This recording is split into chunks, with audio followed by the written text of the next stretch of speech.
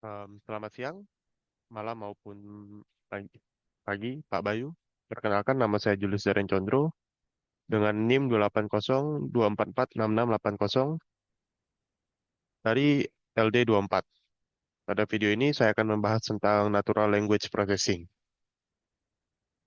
Pada presentasi ini kita akan belajar tentang machine learning, deep learning, neural network, pengelolaan bahan bahasa alami, computer vision, pengenalan suara, dan lain-lain. Yang kedua, kita akan mempelajari cara menggunakan alat dan platform AI untuk melakukan berbagai tugas seperti pembuatan konten, penilaian, umpan balik, dan lain-lain. Yang ketiga, kita akan mengevaluasi kinerja dan keterbatasan sistem dan alat AI. Dan yang terakhir, kita akan membahas tentang implikasi etis, sosial, dan hukum dari AI. Garis besar yang akan kita pelajari adalah pengenalan pengelolaan bahasa alami, analisis teks, dan generasi teks. Pengenalan ke pengenalan kepada pengolahan bahasa alami. Pak, mengapa kita menggunakan bahasa? Yang pertama, kita berkomunikasi dengan bahasa. Yang kedua, kita berpikir bagian menggunakan bahasa. Yang ketiga, kita membangun teori ilmiah dengan bahasa. Dan yang keempat, kita berteman dan membangun hubungan menggunakan bahasa. Mengapa NLP? Yang pertama, mengakses pengetahuan. NLP dapat media mesin pencari dan sistem rekomendasi. Yang kedua, berkomunikasi. NLP dapat menjadi penerjemah dalam berkomunikasi. Dan yang ketiga ada ilmu linguistik dan kognitif. NLP dapat menganalisa bahasa. Pengenalan mengapa pengelolaan bahasa alami. Kita menggunakan pengelolaan bahasa alami atau NLP karena jumlah data teks darinya banyak. Contohnya, lebih dari 30 miliar halaman web daring menggunakan NLP. Yang kedua, 60 juta halaman artikel Wikipedia yang berisi 4,miliar kata juga menggunakan NLP. Potensi pengguna NLP. Ada 8,8 miliar orang yang menggunakan semacam bahasa per Januari 2024. Yang kedua, ada 5,3 miliar pengguna internet per Januari 2024 dan 5,4 miliar pengguna media sosial aktif per Januari 2024. Produk apa saja yang menggunakan NLP? Yang pertama ada search engine, 2,4 miliar pengguna Google, dan 206 miliar pengguna dari Baidu per Januari 2024. Yang kedua ada media sosial, lebih dari 4 miliar pengguna media sosial seperti Facebook, YouTube, Instagram, Twitter, dan WhatsApp per Januari 2024. Yang ketiga ada chatbot, 180 juta pengguna ChatGPT per Februari 2024. Dan yang terakhir ada penerjemahan mesin yang digunakan oleh 712 juta kunjungan total untuk Google Translate per Maret 2024. Apa itu pengelolaan bahasa alami? NLP atau Natural Language Processing adalah tentang mengerjakan komputer untuk memahami dan menafsirkan bahasa manusia atau bahasa alami. Hal ini memungkinkan kita untuk berinteraksi dan berkomunikasi dengan komputer menggunakan bahasa alami. Sepertinya halnya kita berbicara dengan orang lain. NLP membantu komputer memahami makna dan konteks di balik kata dan kalimat. Ini mencakup pengenalan berbagai bahasa, pemahaman terhadap bahasa gaul, tanggapan sehari-hari, dan bahkan mendeteksi emosi dalam teks.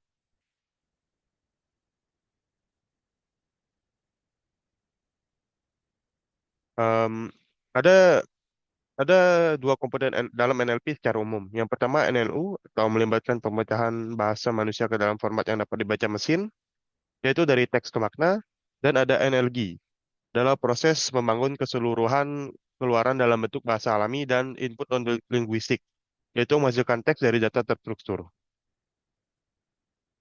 Berikut adalah garis waktu perkembangan NLP yang dimulai dari 1980, early days dan rule-based approaches sampai sekarang yaitu large language module.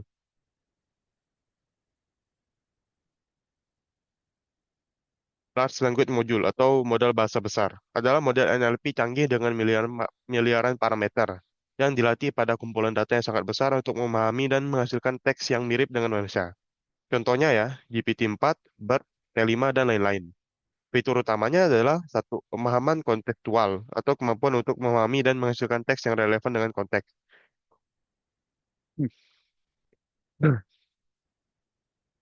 Yang kedua ada transfer learning, yaitu penyesuaian atau fine-tuning pada tugas-tugas tertentu setelah pre-training pada kumpulan data besar.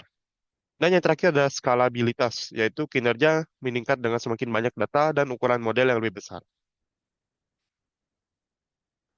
Selanjutnya adalah kemajuan terbaru dari model bahasa besar. Yang pertama ada GPT-4o by OpenAI, kemampuan yang ditingkatkan dengan menghasilkan teks yang koheren dan sadar konteks, menerima input berupa teks, audio, gambar, dan video. Yang kedua adalah BERT oleh Google, unggul dalam memahami konteks dalam kedua arah atau bidirectional. Dan yang kelima ada T5 atau T5 oleh Google, yang berfokus pada mengubah semua tugas NLP menjadi format teks ke teks.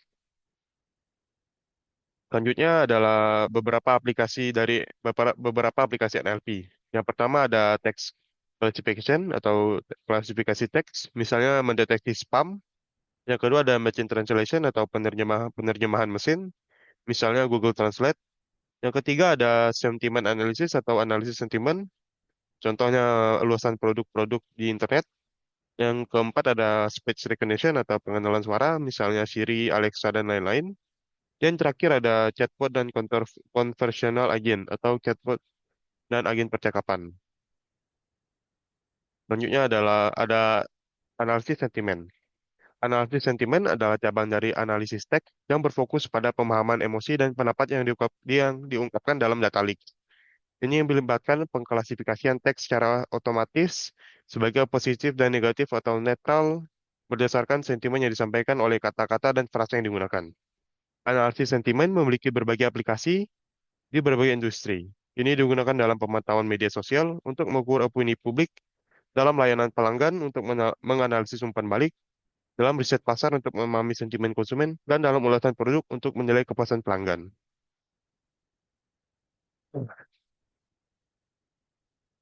Berikut adalah implementasi sederhana dari analisis sentimen yang dilakukan dengan menggunakan ChatGPT dengan prompt yang tepat. Berikut adalah selanjutnya ada generasi text atau text generation.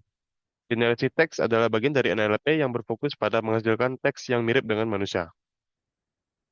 Chatbot adalah program komputer yang dirancang untuk meniru percakapan manusia. Mereka berinteraksi dengan pengguna melalui teks atau suara, merespon pertanyaan, dan memberikan bantuan.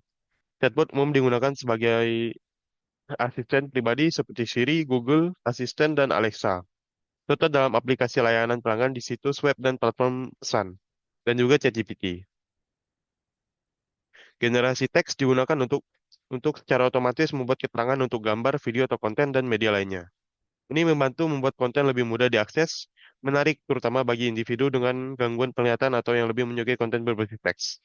Model generasi teks yang canggih dapat memahami konteks gambar atau video dan menghasilkan keterangannya secara akurat dan menggambarkan adegan. Ini mencakup mengidentifikasi objek, aksi, emosi, dan elemen lain dalam konten. Berikut adalah contoh dari image captioning, video captioning contohnya.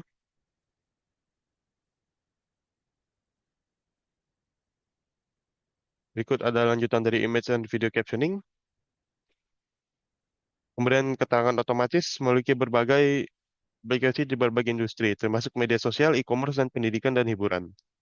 Ini dapat meningkatkan keterlibatan pengguna dan memperbaiki aksesibilitas dan menyederhanakan proses pembuatan konten.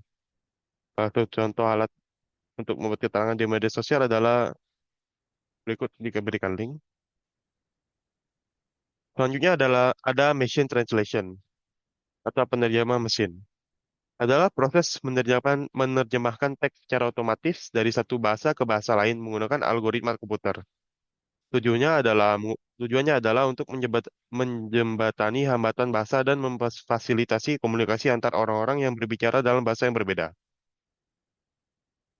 Dari waktu, penerjemah mesin menjadi lebih akurat berkat kemajuan dan kecerdasan buatan dan kumpulan data yang besar. Penerjemah mesin bekerja paling baik untuk bahasa yang banyak digunakan, seperti Inggris, Spanyol, Prancis, dan Cina, di mana tersedia data pelatihan yang melimpah. Ikut hanya ada ringkasan.